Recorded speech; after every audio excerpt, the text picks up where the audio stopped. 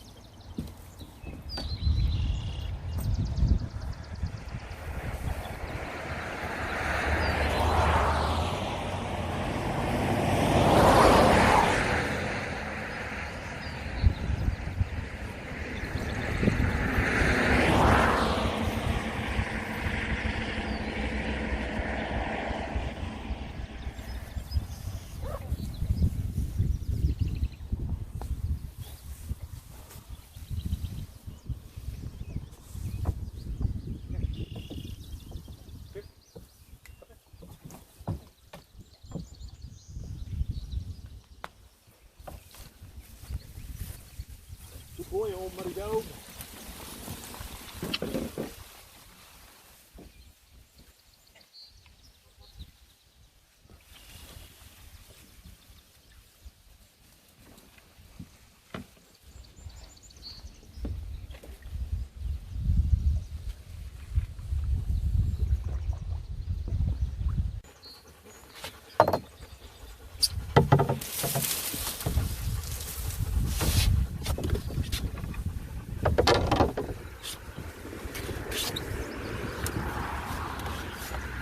Well, it's a hot day.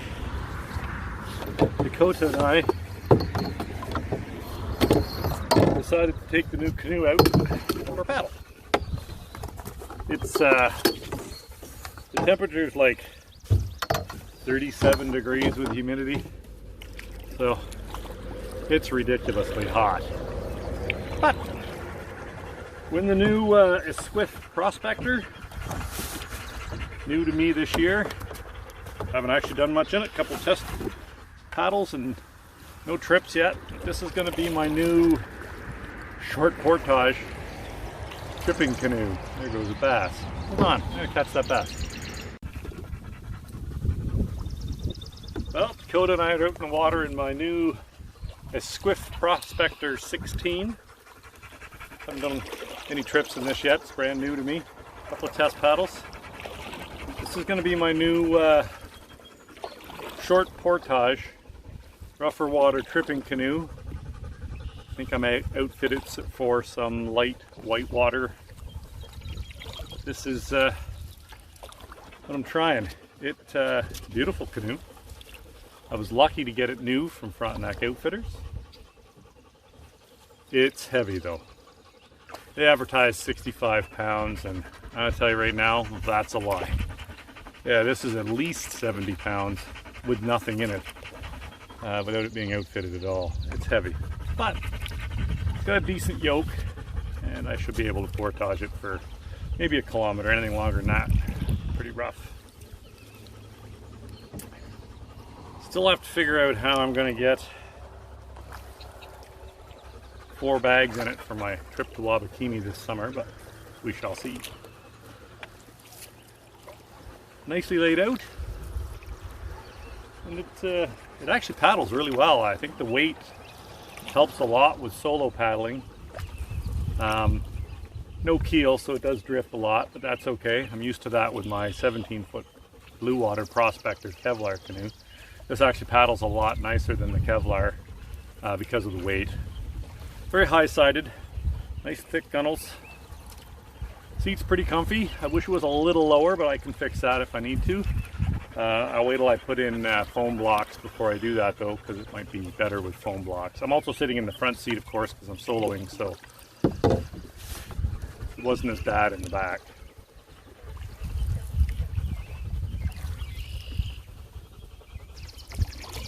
You can probably hear Coda.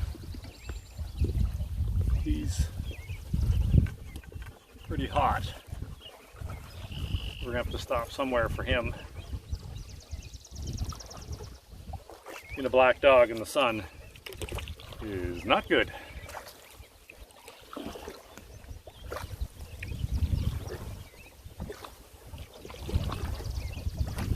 I brought my double blade and my single. Try the double blade. I think it's pretty wide back here, but we'll see. Might be one of those things where if I want to double blade it, I may have to go from the back and just wait the front. It's windy today too, so it looks nice and calm in here, but it's actually really windy on the lake. So when I get out to the lake, it'll be a bit of a test.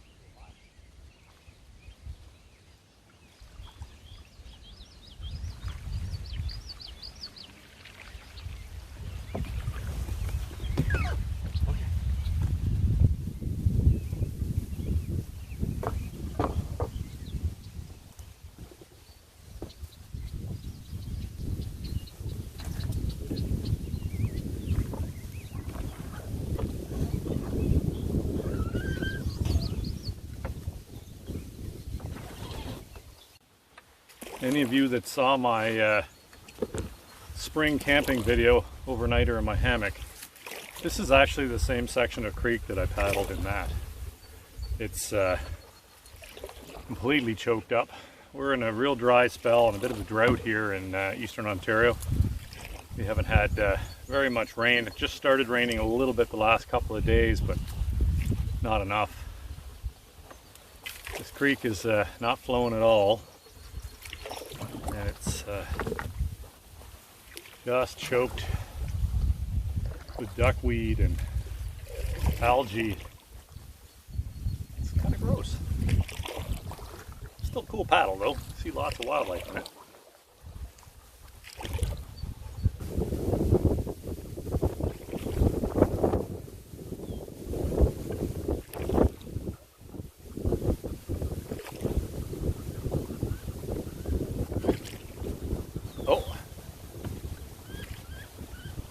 Whole bunch of immature woodies. Well, creek being all choked up with slop, having a dog in my lap is making traditional paddling difficult, so for all you purists, turn away now.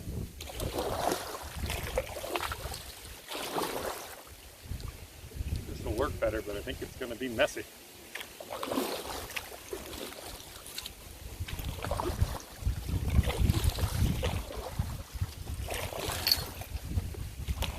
Keep the weeds off the blades well enough.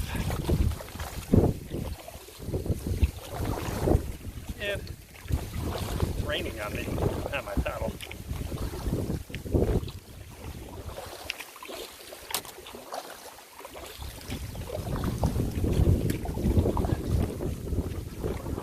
Wind is actually pushing us quite a bit too.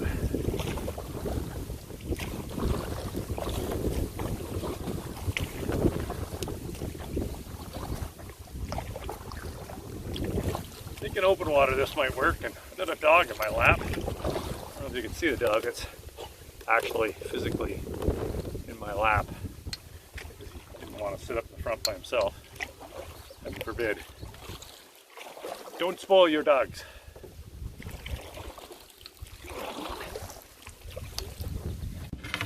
Well, Kayak paddles suck in the slop. I think it'll be great in more open water, but absolutely horrible in the slop. It grabs the slop on 2 blades every time, and because you're not bringing the blades straight up and down, that slop's falling on you all the time and dribbling water. And not that I mind the dribbling water when it's so freaking hot, but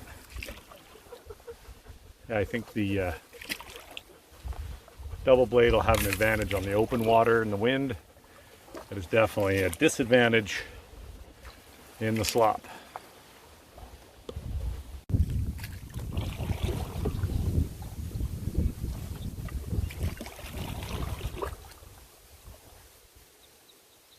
I gotta say, this was a little harder than I had planned on. All this slop is actually pretty hard to paddle through.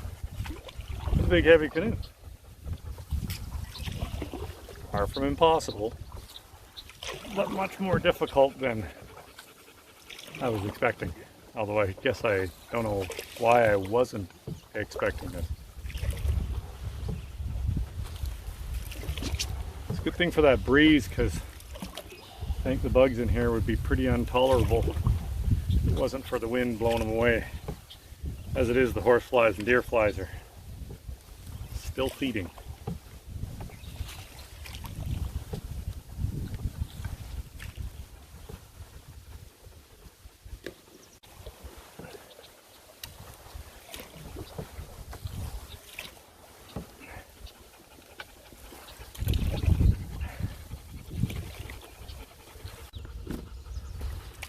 Hey, poop.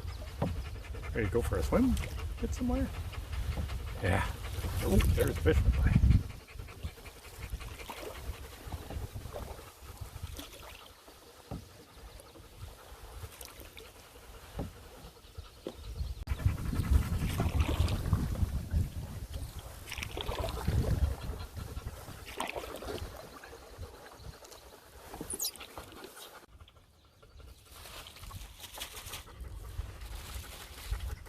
Please don't let your balloons go into the air, because they come down somewhere. Stupid people.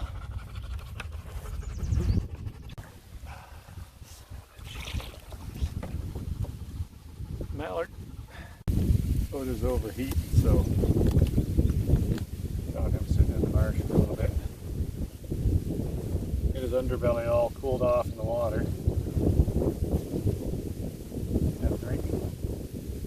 Boy.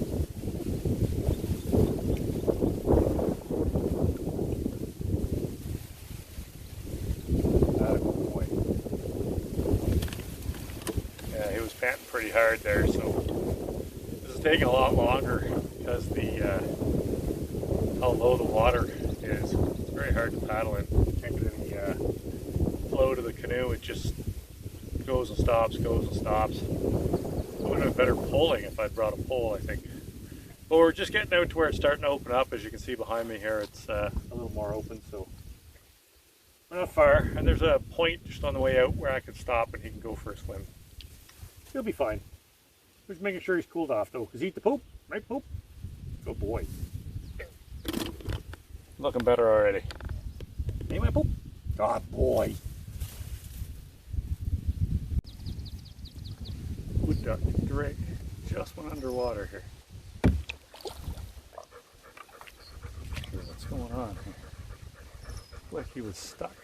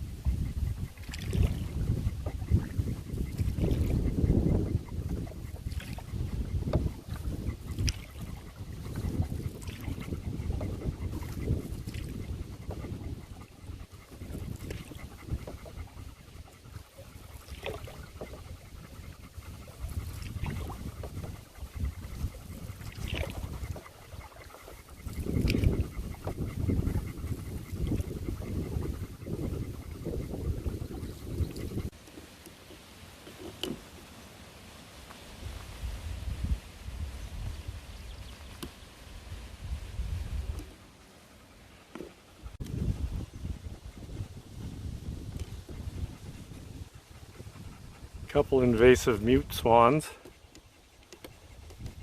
Non-native species that displaces native waterfowl. Got a lot on this lake, probably 30 plus on the main lake itself.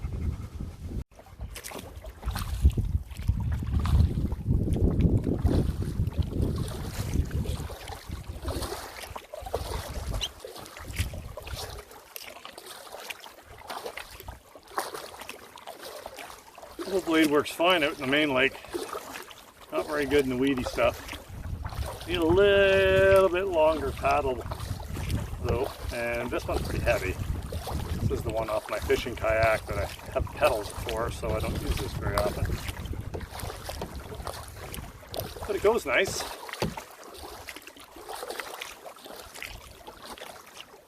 Definitely faster, I think, than single blade. Might be easier from the back of the canoe where it's not so wide.